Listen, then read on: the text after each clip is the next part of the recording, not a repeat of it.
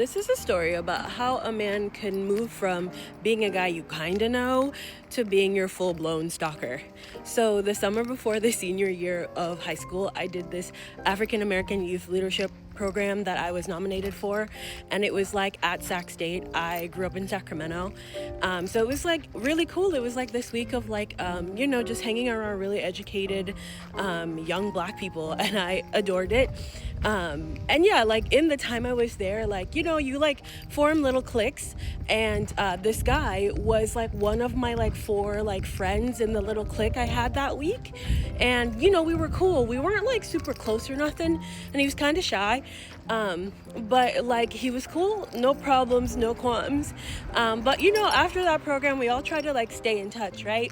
Gave each other Instagrams, whatever. It was also like the summer before senior year of high school, so obviously we wanted to like keep in touch as we were like getting into college and this and that kind of thing. Years passed. I moved to Los Angeles. Like I'm doing my artsy freelancey thing.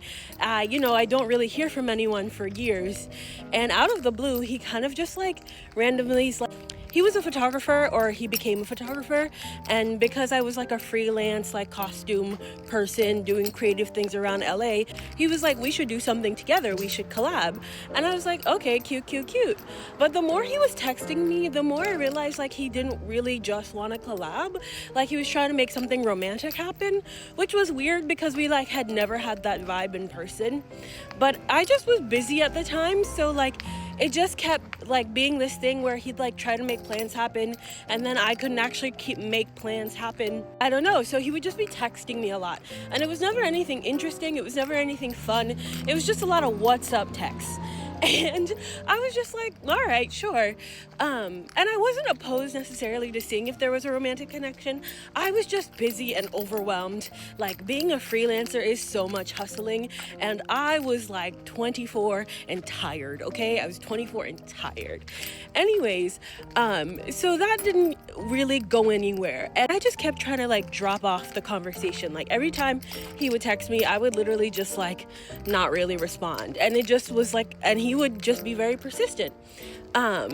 But I was like, whatever, like that happens in life. Like I'm a pretty girl, like things happen like that. That summer, my best friend had like moved to LA, and I had like posted her on Instagram, like I did like a story post about like my best friends for like best friends day or whatever. And she was one of them. And we decided to get an apartment together, when she moved to LA, and it was like a fun time for us. And I guess he must have seen her on one of my stories, because randomly my friend like